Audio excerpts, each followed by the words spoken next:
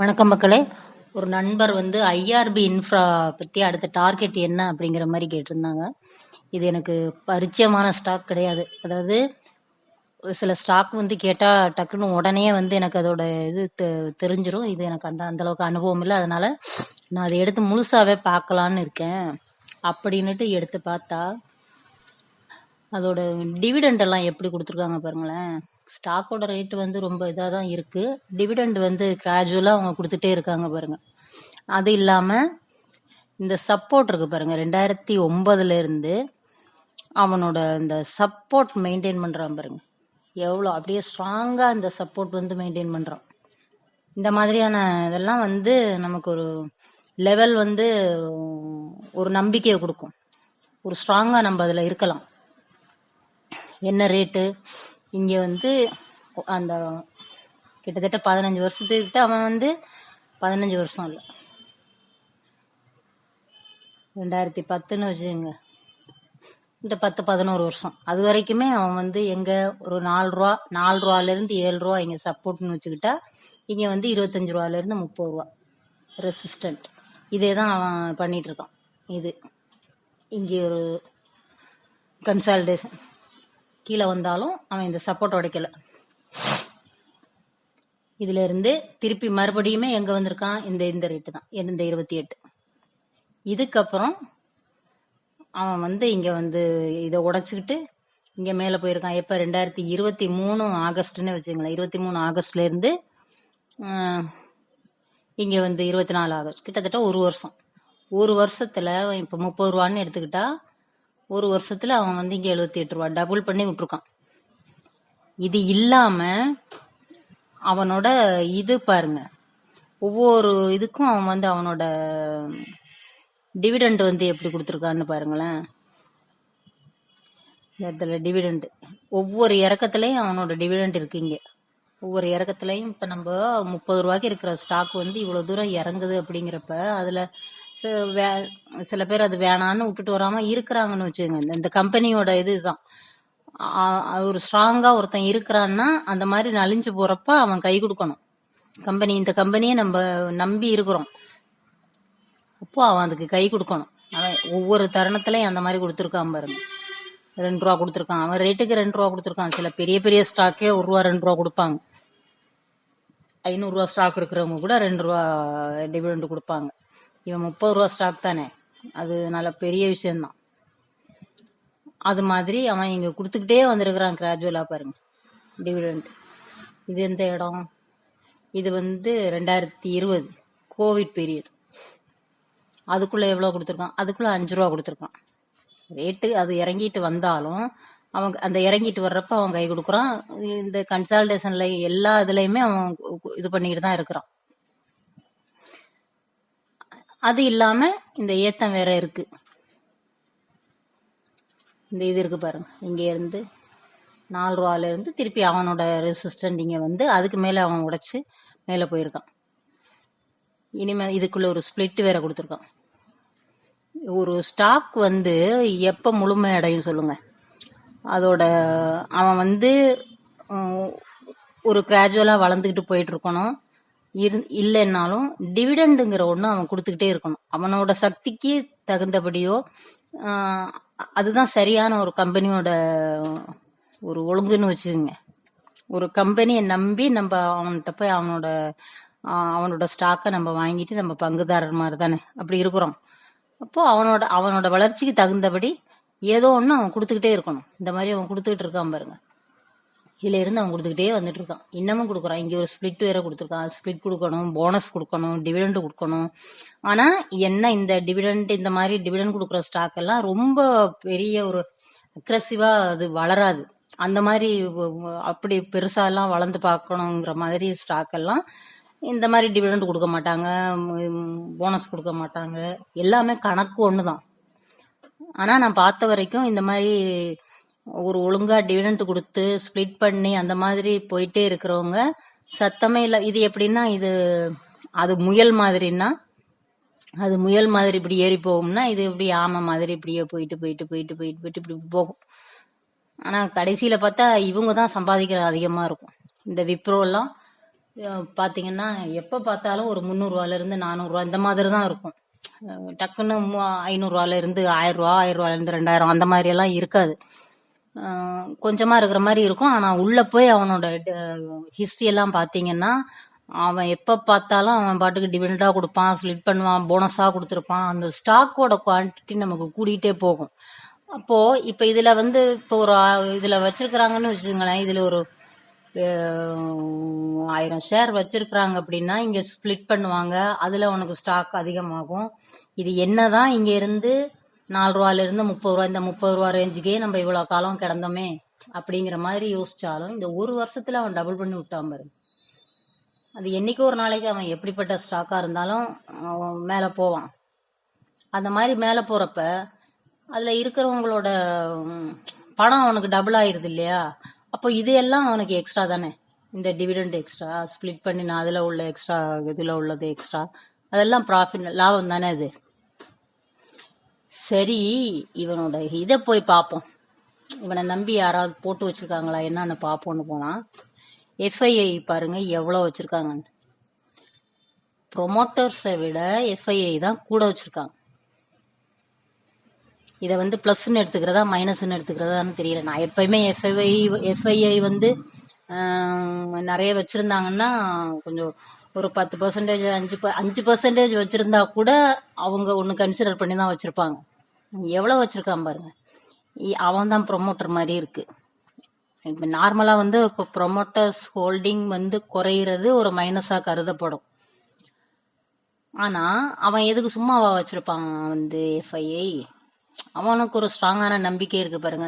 இந்த 48 கிட்டத்தட்ட 50%ன்னா அவன் அதுல பெருசா குறைக்கவே இல்லை. இங்க வந்து ஒரு கொஞ்சம் இந்த 24ல கொஞ்சம் குறைச்சிருக்கான். டிஐஐ வந்து அவங்க கூட்டிகிட்டே தான் வந்திருக்காங்க. இங்க 21ல தான் 13%, அப்புறமா அவங்க குறைச்சது திருப்பி கொஞ்சம் கொஞ்சமா கூட்டிகிட்டே வந்திருக்காங்க இவங்க. இது நல்லா தான் இருக்கு. இப்போ இது தனி. இது ப்ரொமோட்டர்ஸ் ஹோல்டிங் வந்து கம்மியா இருக்குன்னா அது வந்து மைனஸ்ன்னு பார்ப்பாங்க. சில ஸ்டாக் எல்லாம் ரொம்ப பெரிய ஸ்டாக் எல்லாம் வந்து ஜீரோவே இருக்கு. ப்ரொமோட்டர்ஸ் ஹோல்டிங் வந்து ஜீரோவே இருக்கு. ஆனா அவங்க எல்லாம் மார்க்கெட்டே தூக்கி நிறுத்துற ஸ்டாக் எல்லாம் இருக்கு. அது அது வேற மாதிரி ஹிஸ்டரியா இருக்காது. இது வந்து நார்மலா ஒரு அனலைஸ்டுன்னு பாக்குறப்ப இதை சொல்லுவாங்க, ப்ரொமோட்டர்ஸ் ஹோல்டிங் வந்து கம்மியா இருக்கு, அது மைனஸ் அப்படின்னு. அப்புறம் எஃப்ஐஐ போட்டிருக்காங்களான்னு பார்த்தா அது அதிகமா இருக்கு, அது பிளஸ்ன்னு பார்ப்போம். நம்ம என்ன இதை நம்ம கவனிச்சுட்டே இருக்கணும். இவங்க ரொம்ப குறைச்சிக்கிட்டு வர்றாங்களா அப்படிங்கிறத நம்ம பார்த்துக்கணும். கேஷ் ஃப்ளோ அதெல்லாமே கூட அதெல்லாம் நல்லா தான் இருக்கு. சேல்ஸு, ப்ராஃபிட் எல்லாம் நல்லா தான் இருக்கு. அவங்களோட சார்ட் வந்து ஆமாம் 200 டே மூவிங் ஆவரேஜில் பார்த்தோம்னா மேலே தான் இருக்கு பாருங்க. நல்லா தான் இருக்காங்க. இதுல வந்து டார்கெட்னு பார்த்தோம்னா இதுல பார்க்கணும். டார்கெட்னு பார்க்கிறப்ப இங்க என்ன இது 49 2024 இதுல இருந்தே பார்ப்போமே. இங்க வந்து இதோட சப்போர்ட் வந்து இந்த 49 50ன்னு வச்சுங்க. இங்க ஹை வந்து என்ன இருக்கு 75. இந்த 50க்கும் 75க்கும் இடையில தான் இவனோட இது இருக்கு. ஒன்னு 75 போறான், இல்லைன்னா 50 வர்றான், திருப்பி 72 போறான், திருப்பி இங்க லோ இவ்வளவு வர்றான், திருப்பி 60 59 வர்றான், திருப்பி 70 போறான். இதுக்குள்ளதான் அவனோடது இருக்கு. இதுவும் பாத்தீங்கன்னா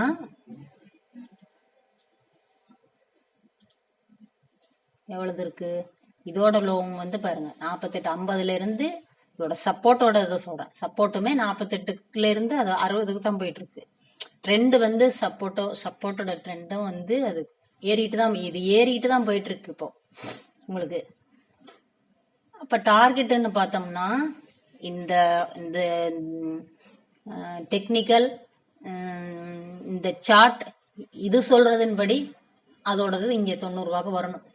எப்போ 2024 நவம்பர் ஆகும் அதுக்கு, அந்த கணக்குக்கு. நவம்பர் ஆகும். அந்த மாதிரி இந்த சார்ட் சொல்லுது. அது இதை வந்து இது குழப்பாம இருக்கணும் நமக்கு.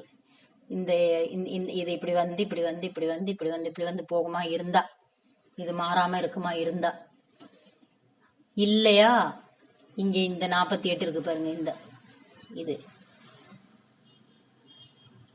அப்படி வந்தா இப்படி வரணும். அதுவும் இல்லாம இது ரொம்ப கீழே இங்க வருமா என்கிறது, அந்த மறுபடியும் அந்த 30க்கு வரும்னு நான் நம்பல. ஏன்னா அதை அவன் உடைச்சிட்டு தான் மேல போயிருக்கான். இந்த 5 நாள்ல இருந்து இங்க காமிச்சம் பாருங்க, இந்த இதை உடைச்சு அவன் இங்க மேல வந்துட்டான் இல்லையா. இனிமே இங்க ஒரு சப்போர்ட் அவன் இங்க கிரியேட் பண்ணுவான். இந்த இடத்து எங்க வருதுங்கிறத நம்ம பார்க்கணும். இந்த 50 கொண்டு வந்து இங்க ஒரு சப்போர்ட்டா அவன் கிரியேட் பண்றானா, இல்ல இங்க இருந்தே இந்த 62ல இருந்தே அவன் மேல போறானா, இல்ல மறுபடியும் இங்க வர்றதுக்கு பெரும்பாலும் இந்த வாய்ப்பு இருக்காது. இது வந்து ரொம்ப பெரிய அக்ரெசிவா இதெல்லாம் ஏறி இறங்கி போற மாதிரி எனக்கு தெரியல. இது இங்க எப்படி மெயின்டைன் பண்ணானோ அதே மாதிரி இங்க அடுத்த இது மெயின்டைன் பண்ணுவான்னு நான் நம்புறேன். அடுத்த சப்போர்ட்டை வந்து என்னங்கிறத நம்ம பார்த்துக்கணும்.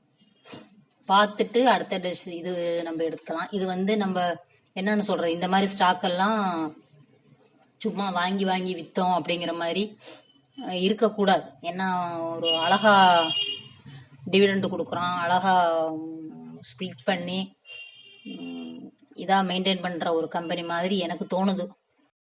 இது வரைக்கும் நான் வந்து எனக்கு தெரிஞ்ச அளவில் இது அப்படிதான் இருக்கு.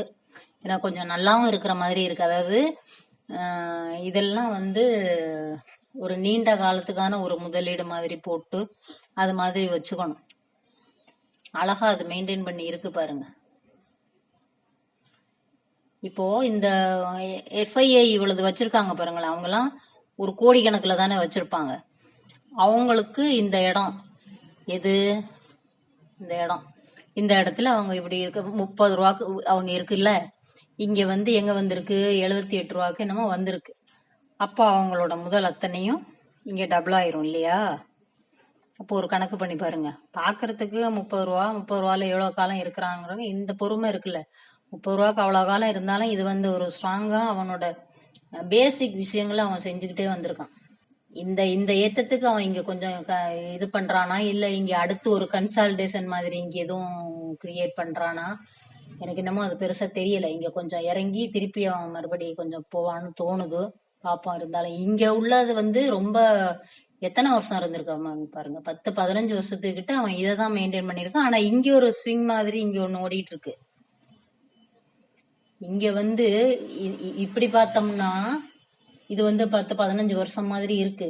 ஆனா இங்க ஒண்ணு மெயின்டைன் பண்றான்ல, இப்படி இங்க ஒரு ஏத்த இறக்கம் கொடுத்துக்கிட்டு இருக்கான்ல. அப்ப இதுல ஒரு ப்ராஃபிட் மாதிரி வந்துட்டு இருக்கும். இது ஒரு வேற பேட்டர்ன். இது இங்க ஒரு வருஷத்துல அவன் ஏறி இருக்கான். அழகா இந்த மாதிரி இது பண்ணானா, நீ திருப்பி இங்க இருந்து அவன் இந்த மாதிரி ஒண்ணு மறுபடியும் கிரியேட் பண்றானா, அல்லது இங்க கொஞ்சம் இது பண்ணிட்டு இப்படி போறானா அப்படிங்கிறத நம்ம இது பண்ணி பார்க்கணும். எனக்கு என்னமோ அடுத்த சப்போர்ட் வந்து இந்த இடத்துல இந்த 50-53ல ஒரு சப்போர்ட் அவன் கிரியேட் பண்ணுவான்னு எனக்கு தோணுது. பார்க்கலாம், பார்ப்போம். பார்த்து வந்து அடுத்த இதை நம்ம முடிவு எடுத்துக்கணும். இது வந்து நீங்க அழகான ஸ்டாக் சொல்லியிருக்கீங்க. எனக்கும் இதுல ஒரு சந்தோஷமா இருக்கு. என்னன்னா, இந்த மாதிரி பல விஷயங்கள் நீங்க கேக்குறப்ப நாங்களும் அதை எடுத்து பாக்குற மாதிரி ஒரு நல்ல அனுபவமா இருக்கு. இந்த மாதிரி டிவிடன் கொடுக்குற ஸ்டாக், டிவிடன் கொடுக்கறதுங்கிறது நிறைய இருக்கும். எனக்கெல்லாம் அந்த அக்ரெசிவா நிறைய ஒரு மாதிரி ஏறதான் எனக்கு கவரும் அப்படியே. அது ஒரு விதமானது. ஆனா இது வந்து சத்தமே இல்லாம சாதிக்கும். இந்த மாதிரி பார்த்தாக்க இந்த டிவிடன் கொடுக்குற ஸ்டாக் எல்லாம் பார்த்தாக்க அது ரொம்ப பெருசா ஏறாது. என்னடா வேண்டாம்.